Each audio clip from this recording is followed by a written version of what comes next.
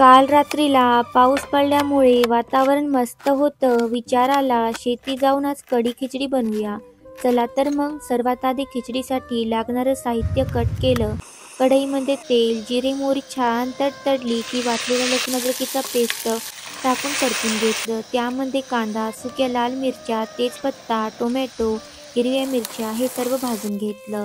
3 वाटी तांदूळ स्वच्छ पाण्याने धुवून घेतले, ते टाकले. 3 ग्लास पाणी, गरम मसाला, चवीपुरता मीठ, वरतून बारीक कापलेली कोथिंबीर. खिचडी शिजेपर्यंत इकडे आपण कढीसाठी लागणारा ठेचा बनवून घेतला. एका भांड्यामध्ये दही, त्यामध्ये थोडंसं बेसन, वाटलेल्या मिरचीचा ठेचा, मीठ, पाणी, हळद टाकून रईने फेटून घेतलं. थोड्याशा तेलामध्ये जिरे, मोहरी, कढीपत्ता, दहीचं मिश्रण टाकलं.